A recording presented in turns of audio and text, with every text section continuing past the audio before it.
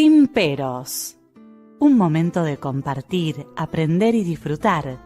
Espera lo inesperado con la licenciada Susana Rasinski.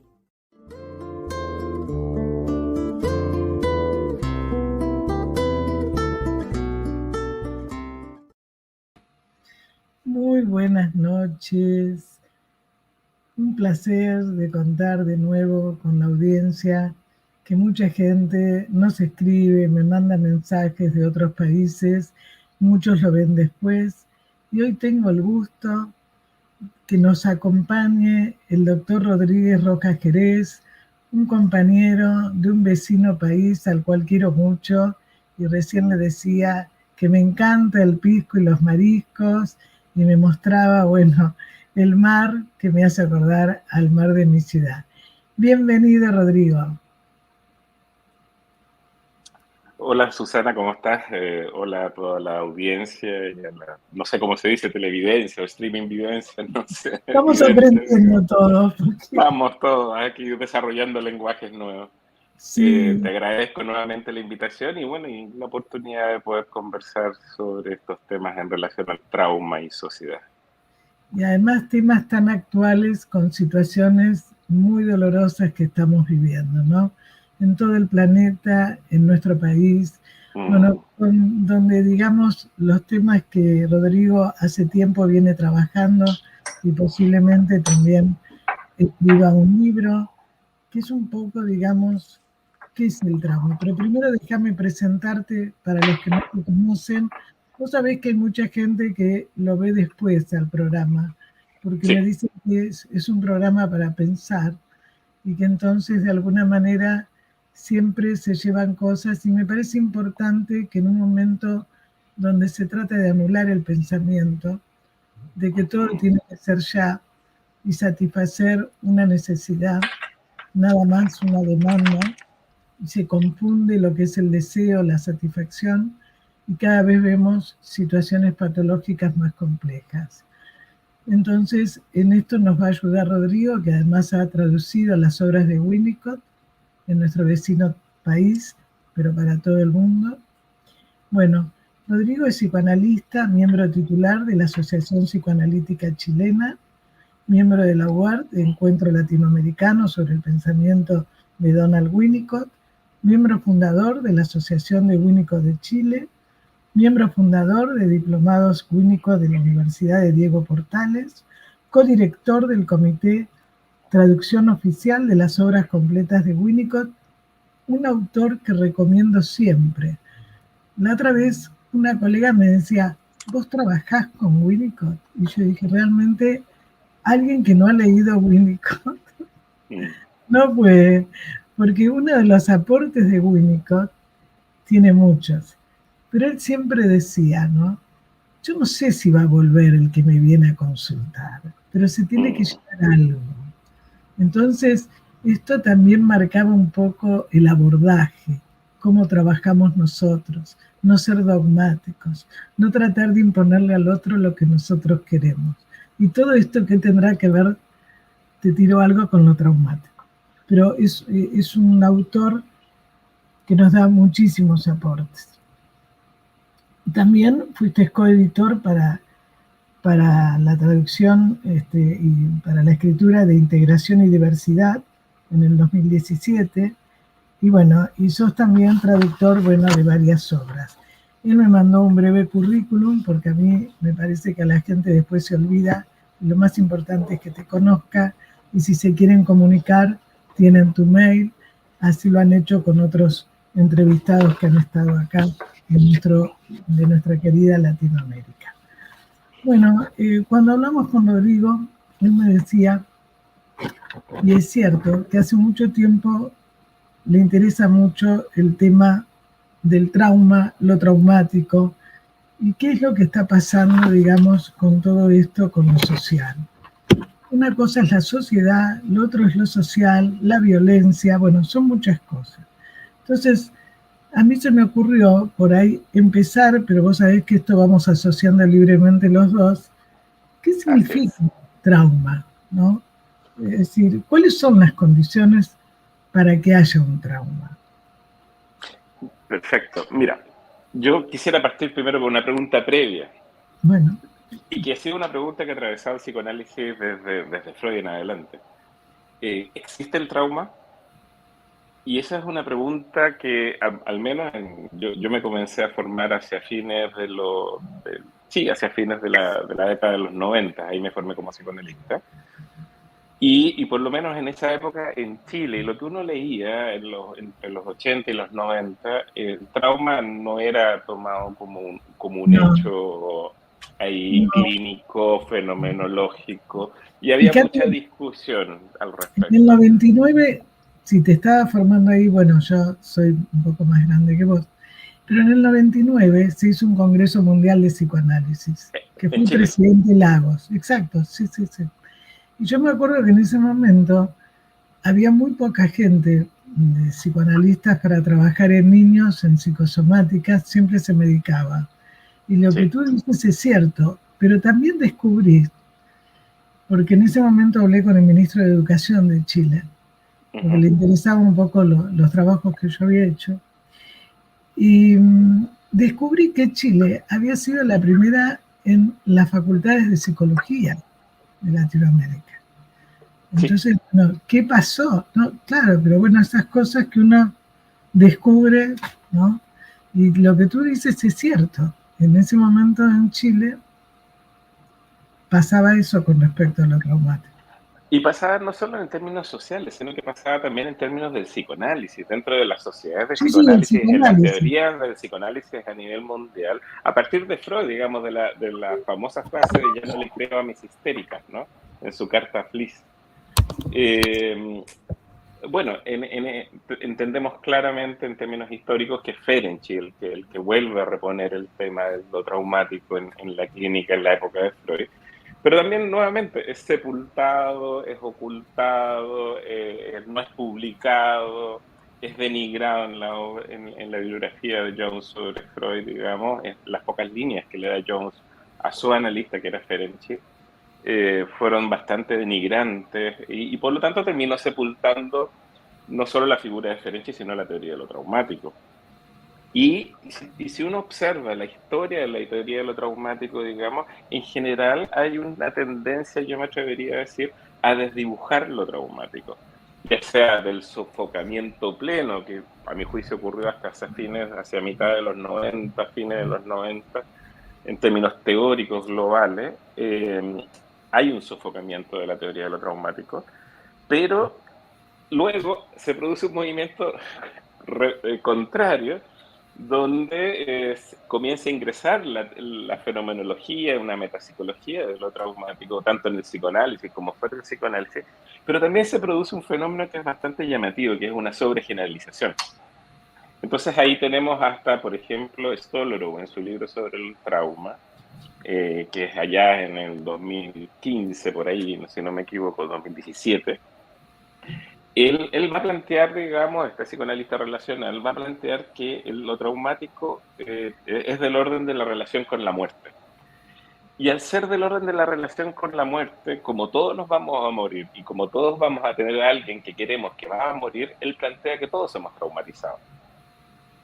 Ahora, para mi gusto, como psicoanalista, como clínico, como metapsicólogo, nuevamente estamos haciendo un borramiento. O sea, ¿de qué sirve un diccionario de una sola palabra? O sea, paciente que entra va a ser traumatizado, y no solo me refiero al campo clínico, sino como al análisis de lo que podemos hacer en la sociedad. Entonces, desde ahí en adelante, uno puede observar, mirar qué ocurre con lo traumático y uno puede decir, qué curioso, porque ya sea con la consideración de lo traumático o con el borramiento de lo traumático como Sí, teoría, como posibilidad, se termina sepultando. Y yo creo que eso impone que tenemos que definir una fenomenología y una metapsicología de lo traumático para poder distinguirlo, para que tenga una utilidad y un campo de observación.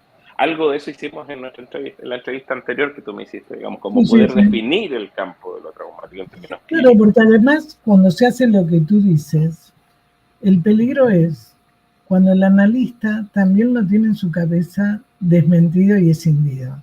Entonces, ¿qué Exactamente. ocurre? Ahí aparece el tema, ¿no? O sea, cómo se aborda, que después lo vamos a ver, ¿no? Cómo se aborda, sí, digamos, la clínica de lo traumático. Pero es muy importante lo que tú dices. Claro, entonces toda esta consideración preliminar es como para poder destacar el lugar de lo traumático, o sea, de poder observar lo que nos negamos o desmentimos en observar cuando o lo sepultamos o lo borramos en una masa donde todo es traumático. Esto implica definir una fenomenología de lo traumático. Para mi gusto, el que mejor ha descrito una fenomenología de lo traumático es Ferenczi. Y Ferenczi, de alguna manera, plantea dos tiempos de lo traumático. Los relacionales también lo han planteado pues, a fines de los 90 y en el principio de los 2000. Pero sí, es otro autor que yo sugiero, incluso en distintos programas estuvieron nuestros amigos Cabrera, Marcos Tabani, bueno, todo el grupo, ¿no es cierto?, que trabaja con Ferenczi, porque justamente muchos colegas no lo conocían. Parece mentira, pero es así. Es bien llamativo, como yo me he introducido el tema de la traducción por esta pasión por Winnicott y porque la clínica de lo traumático se aclare y se vaya definiendo, porque también fui traductor del libro de Marca del Little, referencia neurótica, referencia psicótica, con Lili Tuane. En ese Ferenczi, la traducción que hizo Echeverry del diario clínico, que se publicó luego del diario clínico, estábamos hablando del año 30, 31, se publica recién en su versión castellana oficial con Echeverry en Amor Rortu en el año 98, si no me equivoco. Echeverry, por ejemplo, a propósito de lo que estamos viendo del sepultamiento de conceptual y de la obra de lo traumático, en el diario clínico ocupa una decisión teórico con la palabra de traducción que para la misma Echeverry, que es el traductor de las obras completas de Freud, o sea, no es cualquiera, para la misma palabra que ocupa Freud, que Echeverry en las obras completas traduce como contrainvestidura, en el diario clínico de Ferenczi, la misma palabra alemana la traduce como población contraria. Entonces tú lees el diario clínico y no entiendes. Definitivamente Echeverry con ese movimiento te deja fuera de la comprensión y de la ligación de lo que Ferenczi está planteando respecto de Freud. Entonces lo aparta, lo oculta, lo sepulta. Y algo pasa con lo traumático que permanentemente están las sociedades, las teorías, están de alguna manera diluyéndolo y sepultándolo. Volviendo a Ferenczi, yo creo que Ferenczi plantea dos elementos centrales en esto que distinguen claramente lo traumático como fenómeno amplio. No voy a entrar en mayor detalle esta vez, porque como ya lo conversamos la vez anterior, pero ¿y qué son estos dos tiempos? Primero, el tiempo donde está la violencia psíquica y física del acto en sí. Voy a tomar como ejemplo, solo como ejemplo, porque Ferenczi nombra múltiples formas de trauma. Solamente voy a tomar. Si quieres comentar algún caso clínico para ejemplificar, porque el tema que estamos abordando en este momento es muy importante porque se está viviendo todos los días. Y tanto colegas como gente que no es colega confunde muchas cosas. Entonces vamos a tratar con Rodrigo de ver qué significa todo esto en relación a la excitabilidad, a la atención, qué dice, cómo esto permite poder ligar o representar o seguir con la descarga, en fin, ¿no? Te dejamos. Exactamente.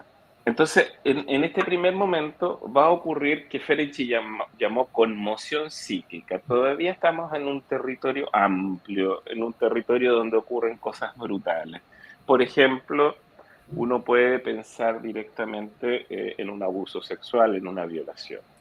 En esa violación ocurre la imposición de una fuerza. Tenemos una relación de poder a través de la fuerza, o de poder de la relación, porque puede ser se ocupe la fuerza del poder del trabajo, del poder del contrato, pero va a implicar una relación de poder de un adulto sobre un niño, sobre alguien en una posición de dependencia. Bueno, Te quiero comentar que a lo mejor sabes, porque también ha sido comentado en Paraguay y en Bolivia, nosotros estamos accediendo a un juicio, digamos, de un grupo de chicos que jugaban al rugby y que lo mataron a otro chico pardo, ¿no?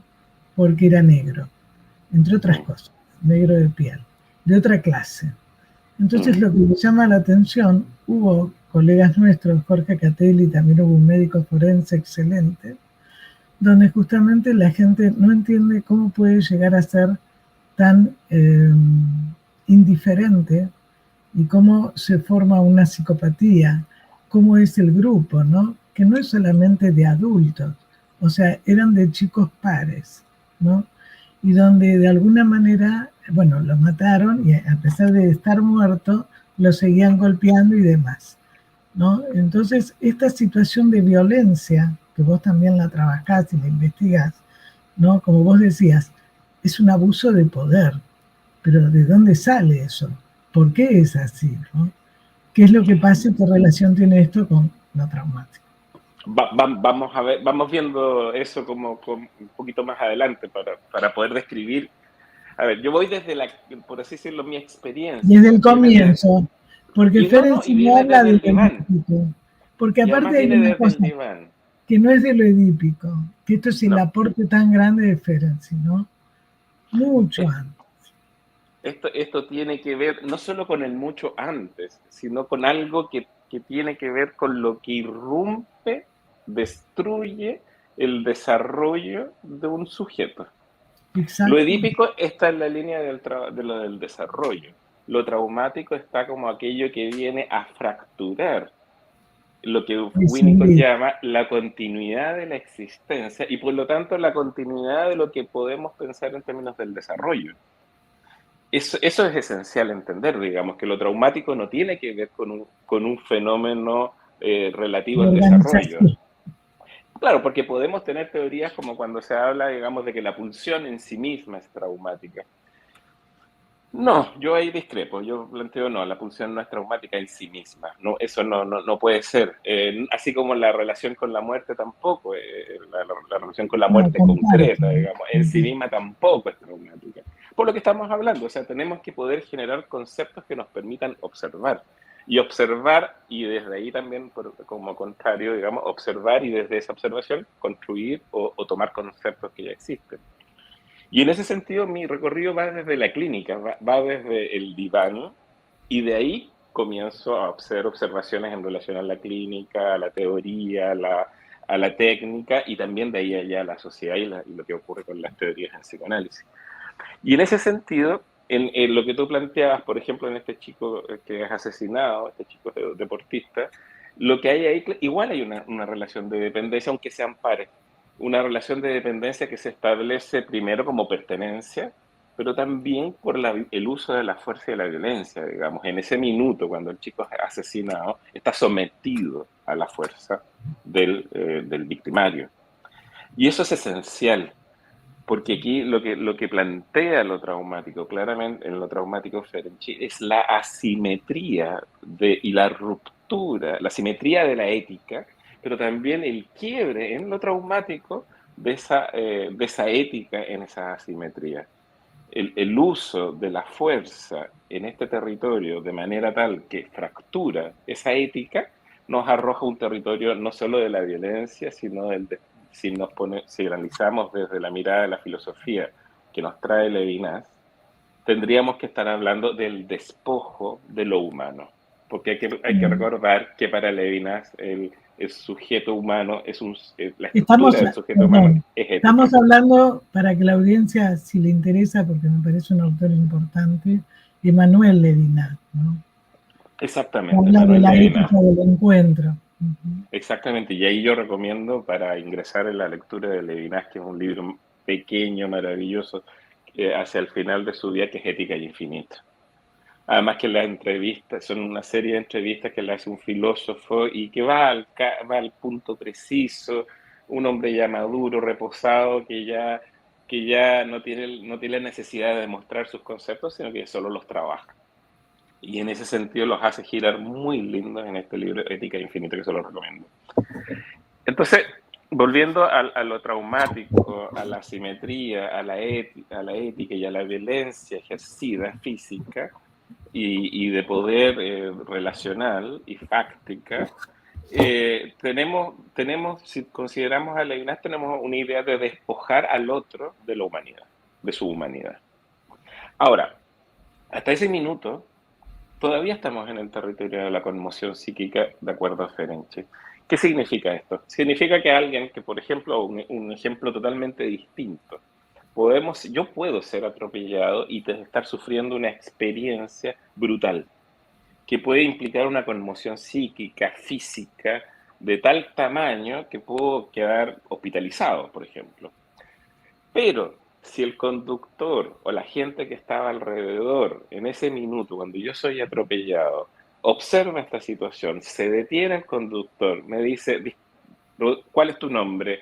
Me empieza a dar un trato humano, toma el celular, me dice, voy a llamar a tu familia, ¿tienes alguna clínica particular, un hospital particular donde quieras, si es que existe ese tiempo, ¿no?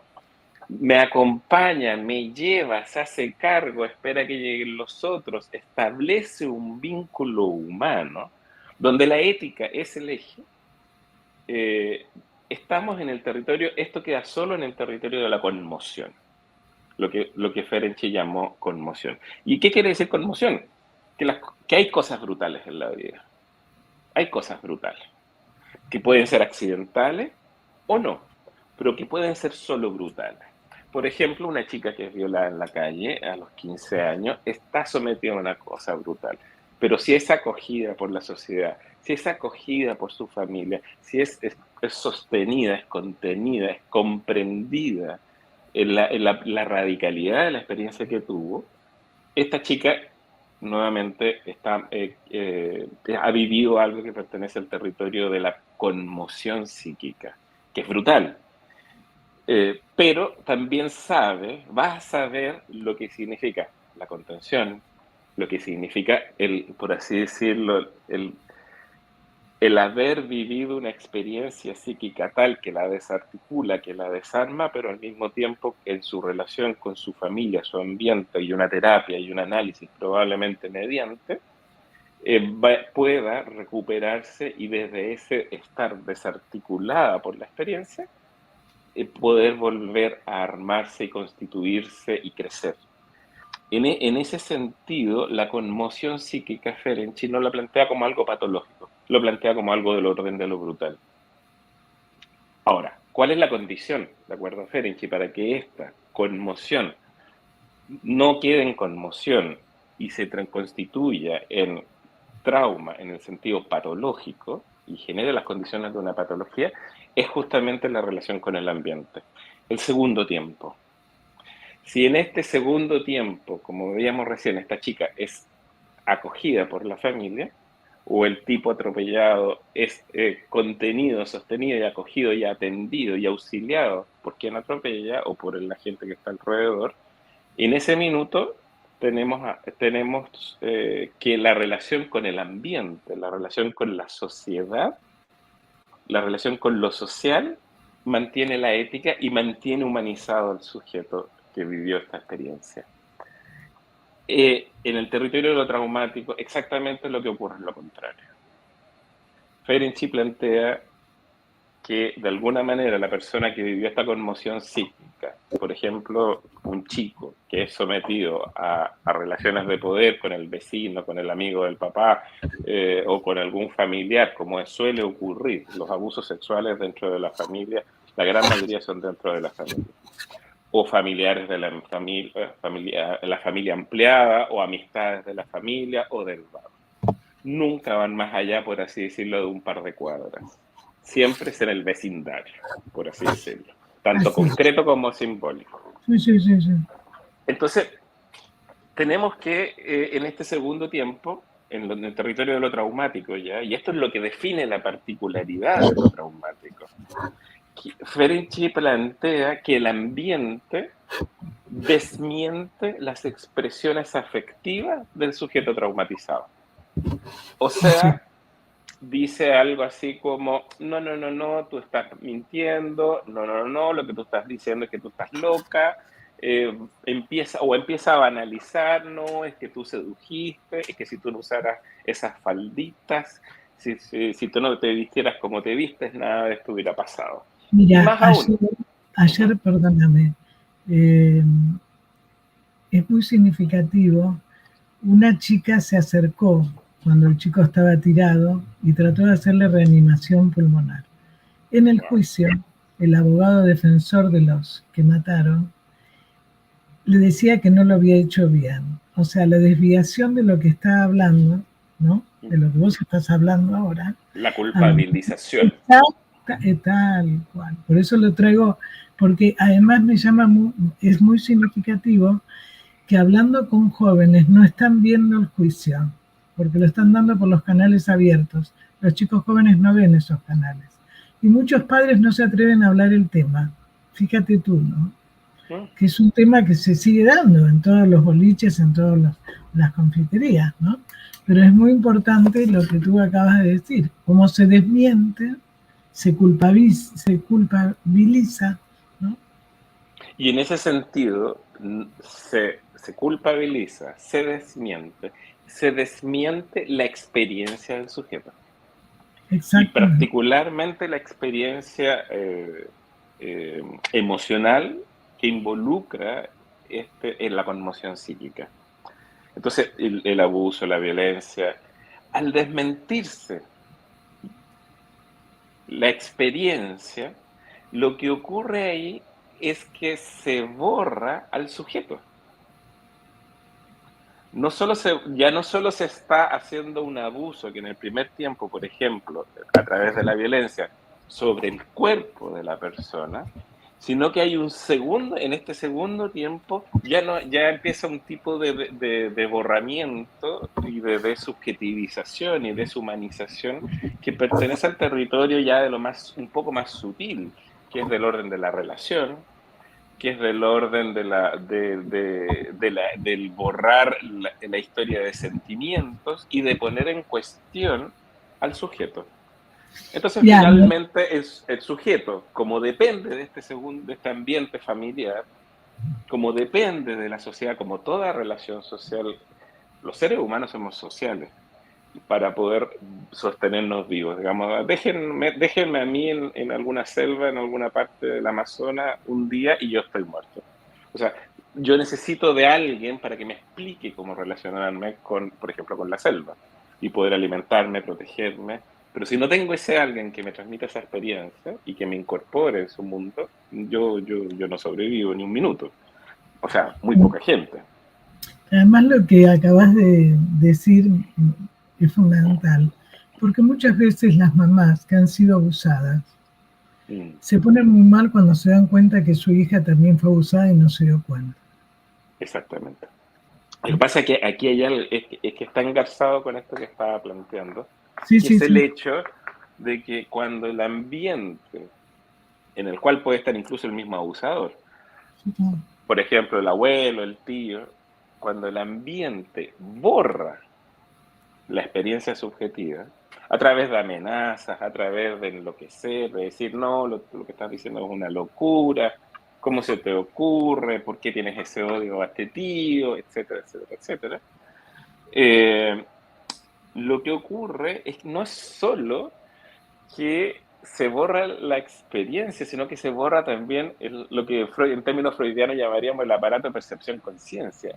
Fracturamos el sistema mental que permite que el sujeto perciba tanto la realidad interna como externa. Exactamente. Entonces, esta chica o este chico, cuando llega a ser madre o padre en la adultez o en una relación adulta, no va a poder percibir el abuso de otro o de su hijo, o no va a saber cómo proteger al otro, porque justamente el sistema, y aquí ya tenemos que empezar a hablar del sistema, porque está el abusador, ya está el ambiente posterior, en este segundo tiempo, la familia, el entorno, la sociedad, que ha buscado borrar y destruir el sistema de percepción-conciencia del sujeto para que no lo denuncie, va a implicar que a futuro el sujeto no tenga cómo establecer una relación ni de protección, ni de reconocimiento, ni de valoración, ni de entender qué es lo traumático. Incluso más aún, como lo traumático en sí mismo, como lo definió Freud cuando plantea la idea de angustia automática o traumática, implica un borramiento, porque lo traumático implica un borramiento de la red representacional, implica una destrucción de la red representacional. Entonces, si no tengo representaciones y no tengo percepciones, porque la angustia destruye el mundo de la representación y por lo tanto el del registro, pero al mismo tiempo, si el psicópata, el perverso, ha hecho, y el ambiente que se colude con el psicópata y el perverso, ha hecho que yo destruya o desconfíe de mi sistema de percepción, o sea, me quedo sin memoria y sin percepción, no tengo cómo reconocer, me quedo sin herramientas. Y ahí entendemos por qué una madre puede fallar, una madre abusada, por ejemplo, cuando niña puede fallar en proteger a un hijo o a una hija del abuso, porque está absolutamente escindida la experiencia, y no solo escindida, destruida. Eso es relevante, yo creo. Sí. Entonces, lo que empieza a ocurrir cuando uno mira esta fenomenología que describió Ferenczi de lo traumático. Todavía me falta un último minuto. El chico, la chica, va a necesitar adaptarse. Todos necesitamos adaptarnos a la sociedad en que vivimos. Necesitamos hacer esa transacción, esa negociación. Me encanta la definición que Winnicott da de lo social, o sea, del proceso de socialización. Él dice, es el proceso de negociación de los narcisismos de los miembros de la sociedad. Me encanta. Es precisa. No. Además que establece una relación de discontinuidad, de un intercambio legítimo, pero también claramente del territorio del orden de lo narcisístico.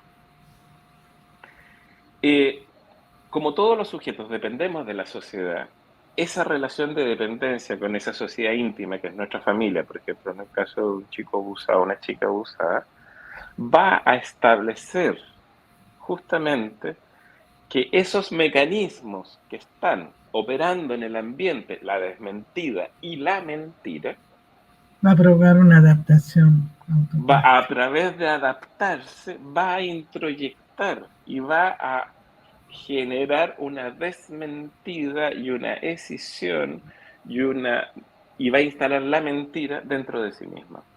Tal cual.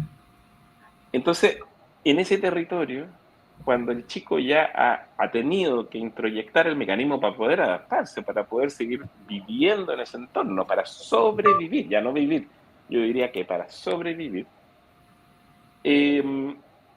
entonces el chico ya ha hecho suyo el ambiente, ya ha hecho suyo los mecanismos que constituyen o que instala el perverso, no que constituye el perverso, que instala el perverso. Uno de esos mecanismos, dice Ferenczi, es la inyección, la inoculación que hace el perverso de su super-yo sádico. Y en ese sentido, tenemos una persona que ha vivido esta experiencia y ha pasado por esta situación de un ambiente patológico que sostiene lo traumático. Vamos a tener a alguien que está escindiéndose, alguien que está sometido a la relación con el ambiente, alguien que no puede llegar a confiar de sus percepciones y que además permanentemente está arrojado a angustias del orden de lo que Winnicott llamó impensables de aniquilamiento, o que Ferenczi llamó angustias de muerte, o que Freud llamó angustias automáticas. En ese territorio, dado esto, este chico, esta chica, adaptado a este mundo social patológico, solo le queda sobrevivir, ya no vivir. Y en ese sentido, de alguna manera, como los sobrevivientes de Auschwitz, si es que han logrado ser exitosos, esta es una estructura que va tomando cada vez más fuerza, pero va tomando más fuerzas en la línea de lo funcional. Sí, es una sobreadaptación. Es un territorio de una sobreadaptación, Sí. claramente. Ferenczi es más radical incluso, ¿ah? Es bien llamativo. Él tiene un artículo donde él plantea que toda adaptación, toda, ni siquiera la sobreadaptación, es interesante, lo tiro como para generar polémica. Dice, toda adaptación implica una decisión, implica, sí o sí. Y de alguna manera, Y Winnicott me también parece que comparte de esa alguna idea. manera creo que es un poco así. Sí, Porque sí. incluso cuando la persona se adapta, entre comillas, pero se somete al otro en una supuesta adaptación, pero deja de ser, ¿no? Exactamente. La única manera es escindiéndose. El tema es cuando no se da cuenta, ¿no? Exactamente. O sea, el grado de, el problema pasa a ser no la decisión. Porque a veces tengo la impresión que desde el mundo psicoanalítico penalizamos mucho la decisión. Sí, pero Sin, aparte, Rodrigo, no sé si te pasa, porque lo hemos discutido mucho en grupos de estudios, de Ujú, investigación nuestra, que si el terapeuta no tiene resuelto sus decisiones y no las reconoce, por no supuesto. puede verlo en el otro. Y realmente nosotros vemos que cada vez trabajamos más con sujetos, con personas que tienen mucho Es más que, de lo escindido que de lo no escindido. Todos tenemos, porque esto, aclaro, hay gente que nos escucha que no es psicoanalista. Y que creo que es importante eso, poder reconocerlo, no sentirse que está es mal. superior o fuera de la decisión. Es que por eso que te decía yo que desde el psicoanálisis y quizás desde ciertas posturas del psicoanálisis, teorías teóricas del psicoanálisis, la decisión está un poco demonizada. A ver, hay un grado de decisión cuando yo vengo de mal genio, me bajo de mi auto, veo que me lo chocaron. Obviamente yo no voy a ser un hombre feliz porque chocaron mi automóvil, tomo el ascensor, obviamente lo voy a tomar con un malestar. Acabo de darme cuenta que me chocaron, que no pasó nada, nadie dejó una notita, nadie se hizo cargo y que eso va a significar un costo importante para mí, no solo en términos de perder mi auto porque va a estar en el taller, sino el dinero que va a involucrar todo eso, o los malos ratos, voy a estar con un mal genio probablemente al minuto que me suba al ascensor de mi departamento, o de mi oficina, o de donde esté. Ahora, yo ese estado de mal genio no se lo voy a transmitir a la persona que está en el ascensor. Yo al saludarlo estoy siendo cortés, pero también me estoy escindiendo respecto de mi real estado. Y es una decisión sana, es una decisión consciente, utilizada, manejada, conocida, y también que tiene que ver con esta relación ética con la sociedad. Eh, Winnicott y Ferenczi decían que los padres enseñamos a los niños a mentir, en el sentido que les enseñamos este trato cortés, escindiéndose un poquito, pero un poquito. Y un poquito, ¿qué quiere decir? Que no es la cantidad, es la conciencia de la decisión que estoy tomando. No es un borramiento, es como veo aquí las dos partes. Que es muy distinto, porque cuando uno Exactamente. termina una sesión, cuando yo tengo grupos de supervisión, como vos también, y Uh-huh. donde de alguna manera, ¿qué pasó que no lo vi? ¿Qué Uh-huh. pasó que cuando dije algo siguió con otra cosa? ¿No? Entonces, el poder reconocer qué pasó, porque a veces los pacientes Exactamente. no te acordás de todo, ¿no? Viene uno, después viene otro, si no uno no tiene cierta decisión no puede trabajar, ¿no? Entonces, el tema cuál es ser consciente de eso, porque cuando Exactamente. la persona, no sé si te acuerdas de Salomón Resnick, Sí. excelente, bueno, yo tuve el gusto de supervisar con él, bueno, tiene un libro que es excelente, No, que es grandes libros. Mi Grandes libros. persona, exactamente. Entonces, es decir, lo importante es sentir que el otro es otra persona. Exactamente. A ver, Claro. y esto es lo que vos decís cuando hablas de la percepción, del ambiente, ¿no? Si hay alguien que me abraza, que me ve, ¿no? O sea, Que me es sostiene. distinto a cuando yo no tengo y sigo sintiendo el vacío.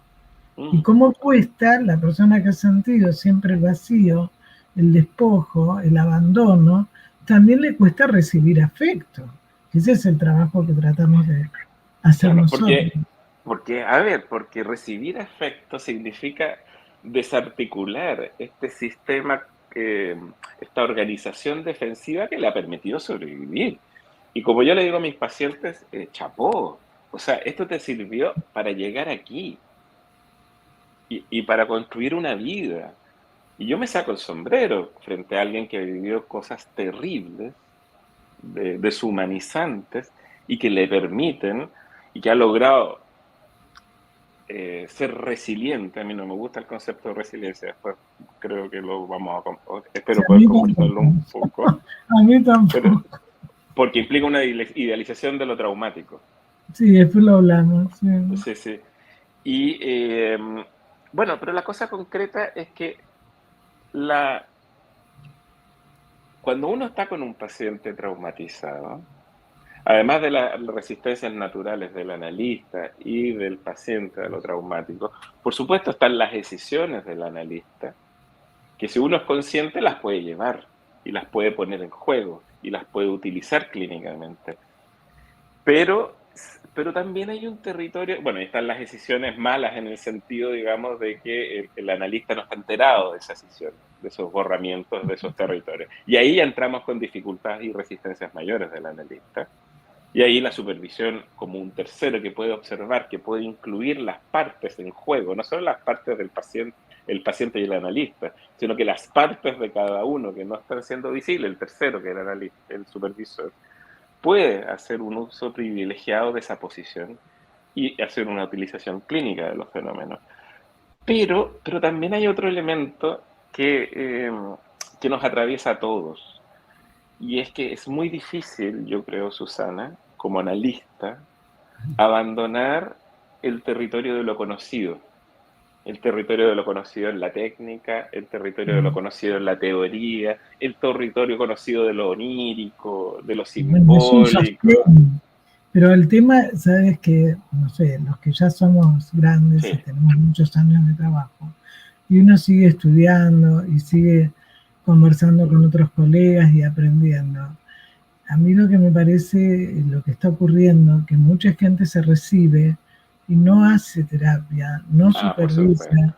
Y entonces el tema es que la gente va a distintos profesionales y entonces se sigue aumentando la situación de abandono y desamparo. No me entendió varias veces y no me llevé nada. No esto. Entonces se agudiza la situación traumática.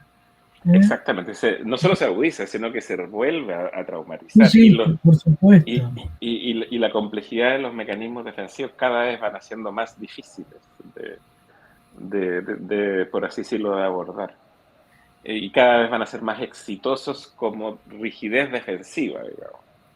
Ahora, lo que yo quería apuntar, y que tú lo apuntas también con la idea del análisis del analista, es que de alguna manera acercarse a la clínica de lo traumático es acercarse al territorio donde todo lo que yo he conocido teóricamente de formación ya no sirve. En ese minuto no sirve con el paciente. De hecho, yo creo que el paciente traumatizado, cuando el trauma llega a la transferencia, una de las cosas que más en mi experiencia clínica me ha enseñado es a reconocer los límites de lo simbólico, los límites de la palabra y los límites de la experiencia clínica, teórica, metapsicológica. Pero totalmente de acuerdo. A ver, cuando vos te viene un paciente que, no sé, que va a una astróloga, que hace flores de Bach, qué sé yo, que va a la ayahuasca, a ver. Entonces, lo importante es que se sienta que lo puede llevar a la sesión. O sea, ¿qué significa el abordaje del cuerpo? Porque si no caemos con esas cosas teóricas que justamente la persona que está más encendida y que ha pasado situaciones más complejas, se va. Exactamente. No tiene espacio. Entonces, de alguna manera, si uno tuviera que usar una idea bioniana, es como acercarse a la clínica de lo traumático como analista, significa contener, en términos bionianos, lo que no tiene contención. Y lo que no tiene contención, porque para el analista va a dejar de tener contención. Significa acercarse a los territorios de la existencia, del ser, del cuerpo sin palabra, del cuerpo no atravesado por lo simbólico, sino que del cuerpo fragmentado. Y en ese sentido nos arroja a los territorios de lo que podríamos de nuevo llamar angustias de aniquilamiento, angustias impensables, angustias de muerte del analista, que en términos más tradicionales podríamos decir que son las angustias psicóticas. Y en ese sentido, un analista que no se ha analizado o no se ha podido recuperar de sus propias angustias psicóticas, se va a mantener escindida o va a establecer mayor resistencia con el fenómeno. Sí, y no va a servir como continente nuevo, distinto a lo que no pudo tener el paciente. Porque justamente vos nombraste un autor, bueno, que es Bion, y por eso digo, nosotros tenemos códigos en común desde que nos conocimos. Porque lógicamente, digamos, cuando el paciente en la transferencia siente que uno lo contiene, pero no diciéndole cosas teóricas o cosas que no quiere recibir, no es necesario y no sirve además. Entonces, cuando la persona se siente contenida, acordate de contenido continente, ¿no? De Bion, y donde ahí empieza otra dirección que le puede posibilitar tener lo que vos dijiste al principio, ¿no?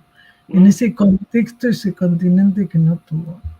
Exactamente, y en ese sentido yo últimamente he estado prefiriendo ocupar la palabra hospitalidad, alojamiento, allegamiento, la idea de que la transferencia se aloje y se quede, haya una hospitalidad en la contratransferencia.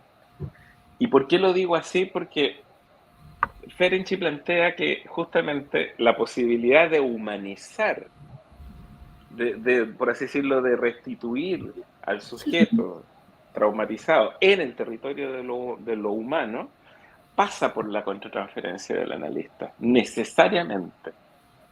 Pasa porque por el territorio donde el analista pueda reflejar. Pero no es que el analista activamente le diga al paciente lo que está pasando, sino que el hecho de alojarlo, la actitud de hospitalidad de la contratransferencia. Y para eso el análisis y el autoanálisis es esencial, o la supervisión también. Ahora, justamente yo creo que la conversación ya podemos ir empezando, ya que vimos como el fenómeno no solo de la conmoción psíquica, sino que también el fenómeno de lo traumático, ya propiamente lo traumático, a partir de este segundo tiempo, que es netamente social, tenemos que podemos ya hablar de ciertos elementos de lo social, de lo traumático y de lo que está en juego ahí. En esos elementos de lo social, lo primero que podemos decir es que hay una colusión de una red ambiental, papá, mamá o vecinos, o red laboral, o red política, o red de mafia. Hay una colusión para proteger al perverso, al psicópata, a aquel que de alguna manera rompió y fracturó la experiencia subjetiva del otro.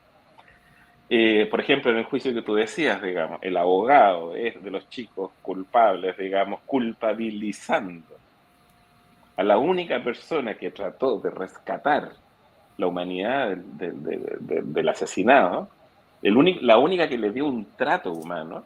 Claro, el abogado está coluyéndose, no con la verdad, se está coluyendo con la protección de los asesinos, en este caso, de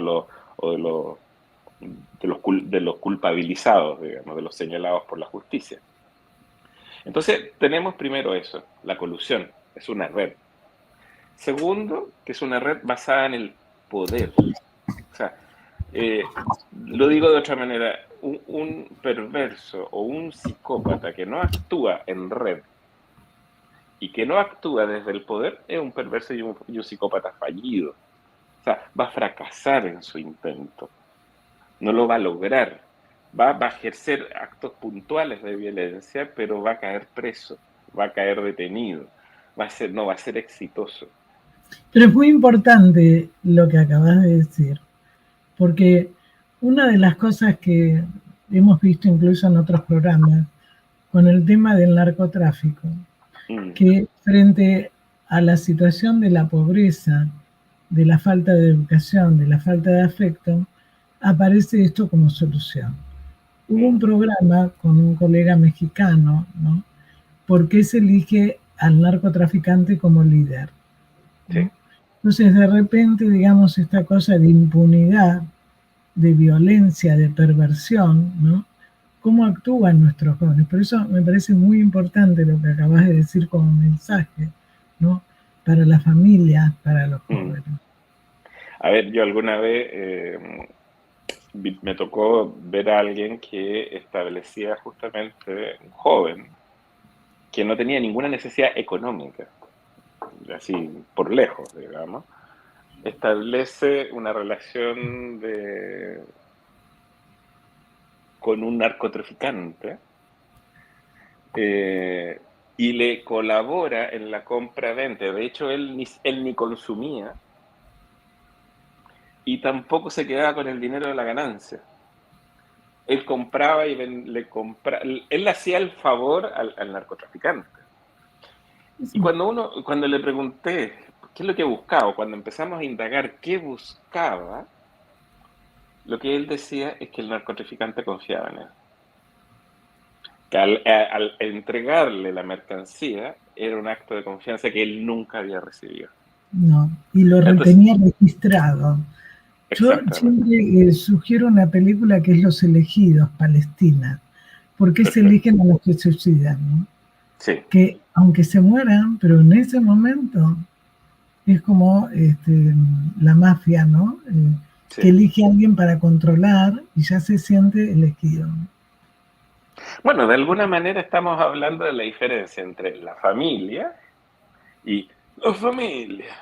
Ese pequeño tono que aparece tan claramente y nítidamente en El Padrino, en realidad es una diferencia estructural radical. Y eso es lo que estamos tratando de mirar. Entonces, en esto de lo social, donde está lo social, o sea, eso es más de uno, no es una relación uno a uno, no es que el abusador y el abusado, el victimario y la víctima, no es solo eso, es una red. El abusador cuenta, el violador cuenta, el perverso cuenta, el psicópata cuenta con una red de otros coludidos con él. Y esa red es básicamente una relación de poder. En Chile tuvimos el caso más significativo, o sea, han sido muchísimos, pero uno que fue muy mediático cuando se empieza a desmoronar la idealización de la estructura de la iglesia en Chile a partir de los abusos sexuales, es justamente el cura. Ojo, a mí me tocó asistir a esa iglesia de niña, digamos, yo, si bien es cierto, nunca he sido religioso, pero sí me gustaba cantar, entonces yo cantaba en el coro de la iglesia, que eran las posibilidades que yo tenía para hacer. Y yo me recuerdo haber visto a este padre, a este cura, que subía al coro cada vez que íbamos los niños y elegía a 2, 3 niñitos, obviamente los rubiecitos de ojos azules, o si no de piel clara, los delgados, los más altos. Yo tenía un gusto muy específico. Gracias a Dios yo no entraba en ese gusto, pero recuerdo claramente de haber sentido la tensión y la desilusión de yo no poder sido parte de ese grupo selecto de poder.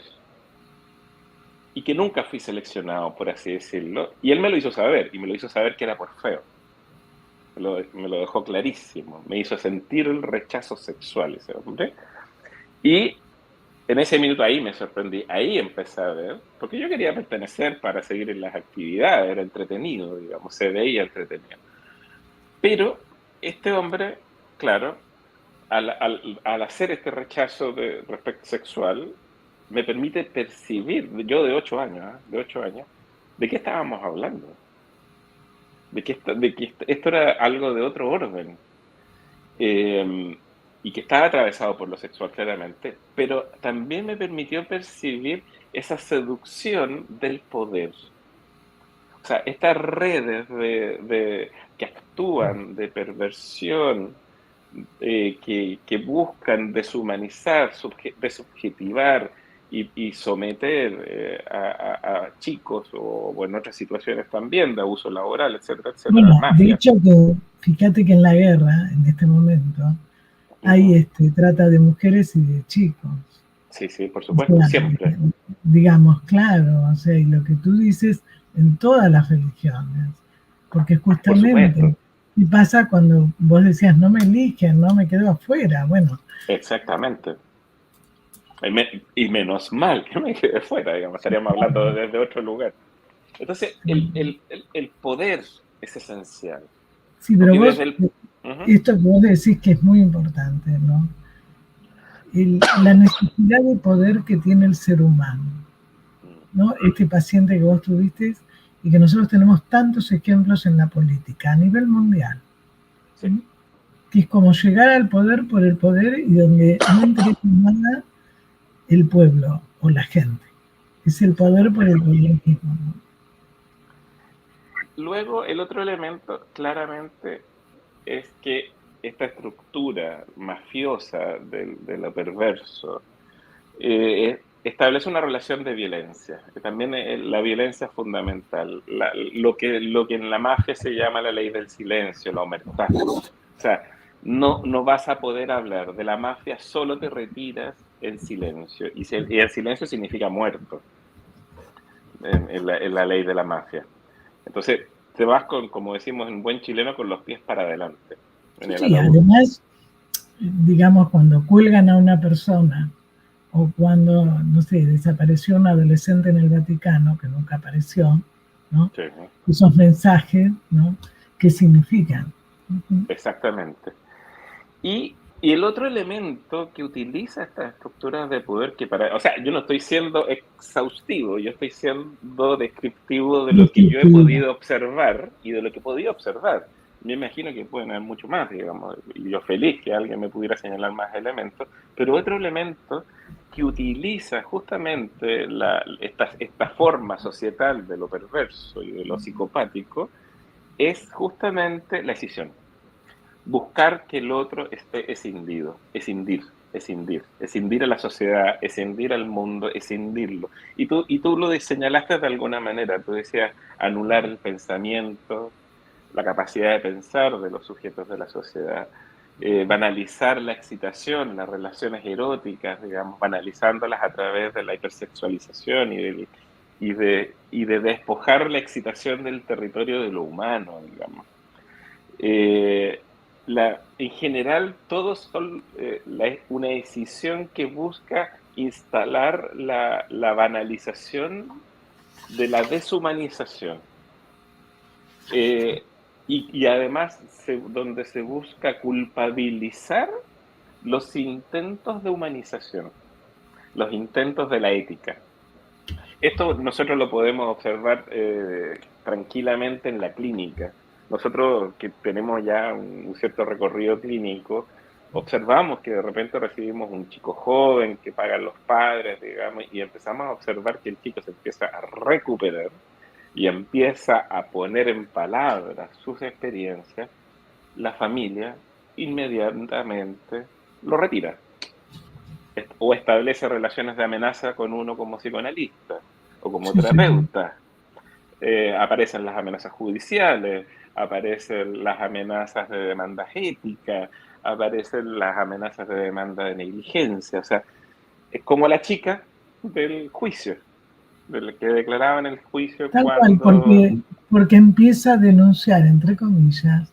Acordate de Enrique Pichón Rivière, ¿no? Cuando aparece el Ujú, síntoma, está denunciando algo que está pasando en el grupo, en la gente. Y el tema, por eso, es tan importante que nosotros, ujú, en la red nuestra, en esto mismo que estamos haciendo en este momento, sí, como yo lo que más valoro que con este programa trato de divulgar, pero también de aprender yo y la gente que está, de cómo todos, podemos claro, hacer cosas juntos, porque no lo podemos hacer solos.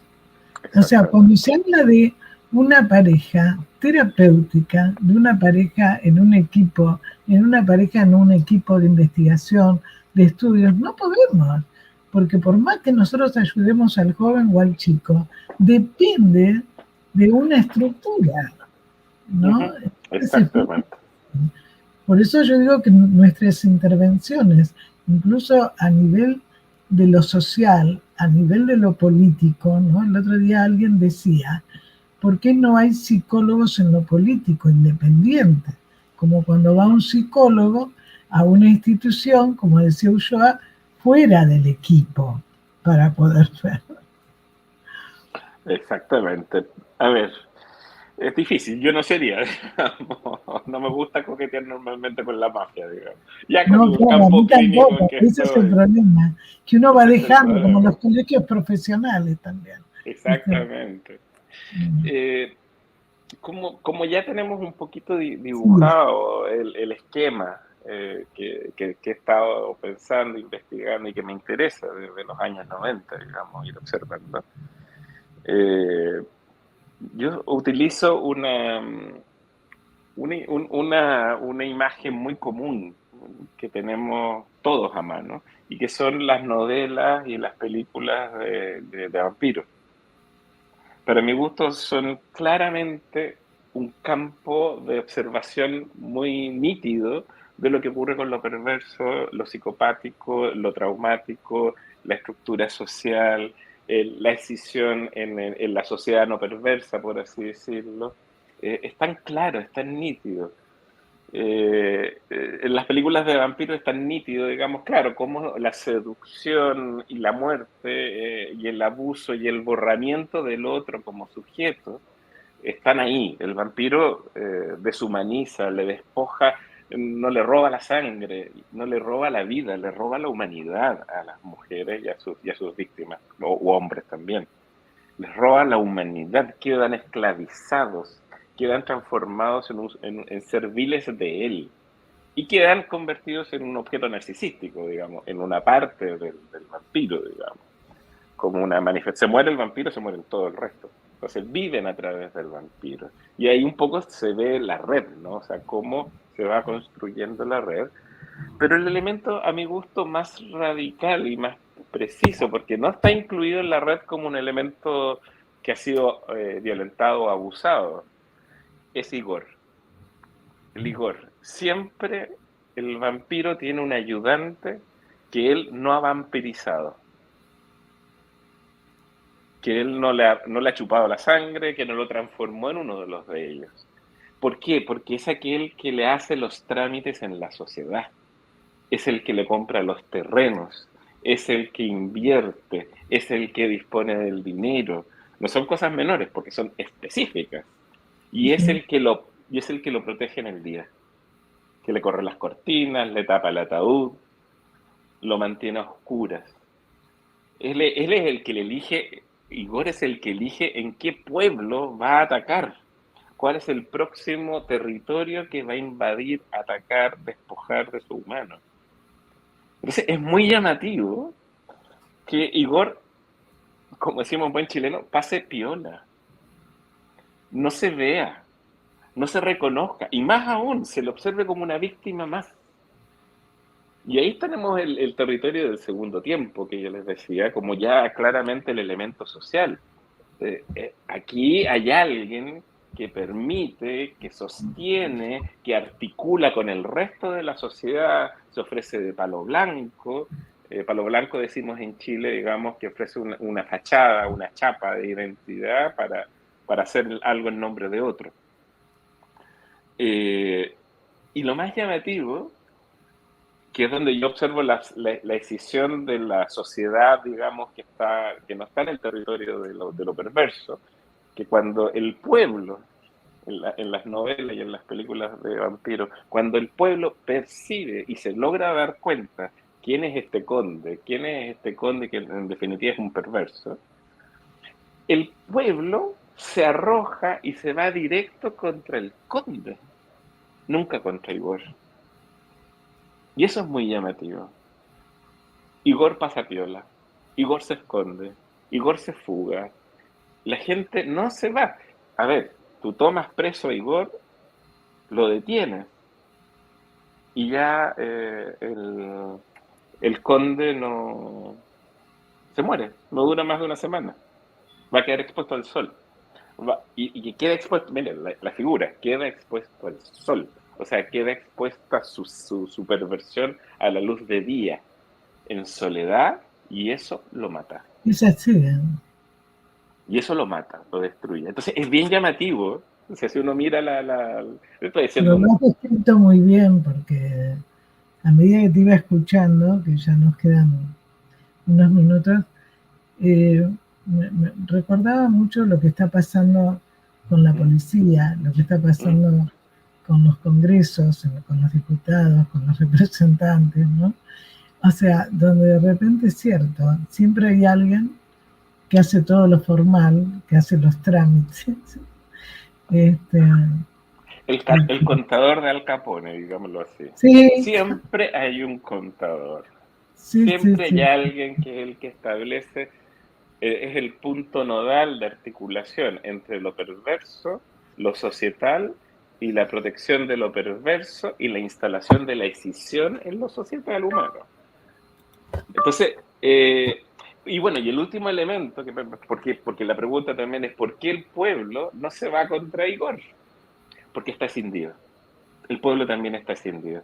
O sea, ya está bajo el influjo de la escisión, a través de la banalización del pensamiento, de la banalización de lo erótico, a través de la banalización de la palabra, a través de todos esos micro despojos que la estructura social tiene. Entonces, esos lentamente van instalando la escisión en el pueblo y esa escisión no le permite al pueblo observar lo que tiene que observar. Oye, aquí el tema es Igor. Hay que irse contra el contador de Al Capone. Si hacemos que el contador de Al Capone hable, Al Capone cae. Y toda la red. Y en un solo Sí, movimiento. ojalá que entre nosotros también lo tengamos claro, porque creo que también esto está pasando no solo en la institución social, en todas las instituciones En todas las científicas, instituciones. exactamente, y donde de alguna manera, como vos decís, los que ya a veces uno se cansa, porque uno dice, no puede ser que no lo vea un colega o alguien que trabaja en salud, en educación, ¿no? Y tú lo describes muy claro. Te dejo las últimas palabras antes que yo anuncie el próximo programa y agradecerte porque como siempre sos muy didáctico y sos muy profundo.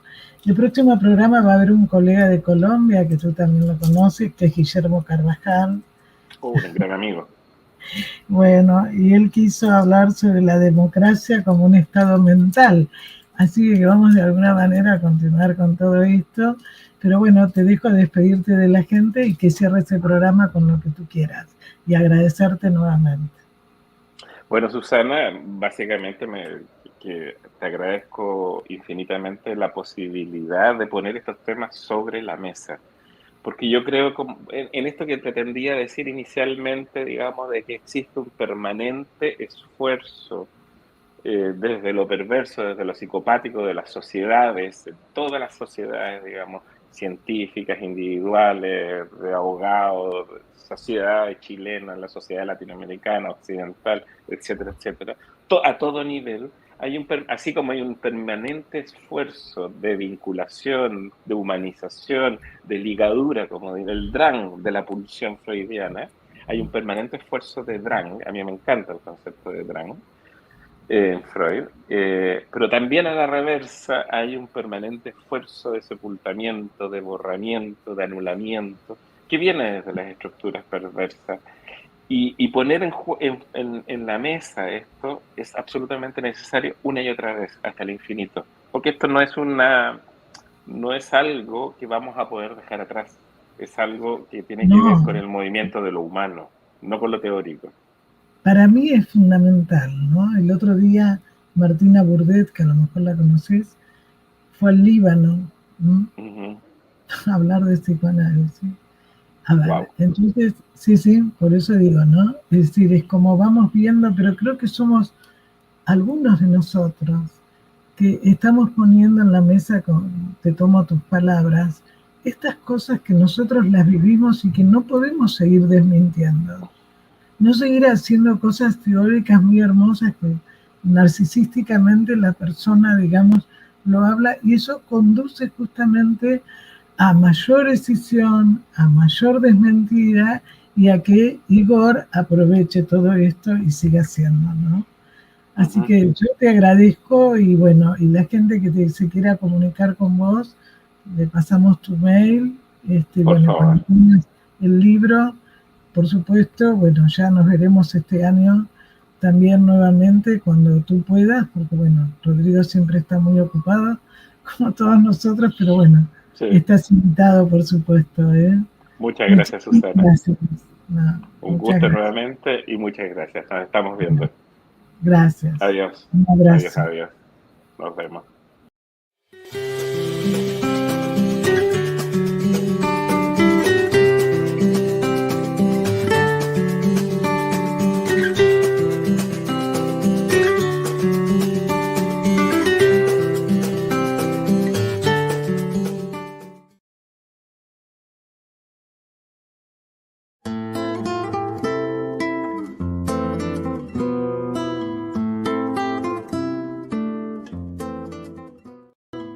Sin peros. Un momento de compartir, aprender y disfrutar. Espera lo inesperado con la licenciada Susana Rasinski.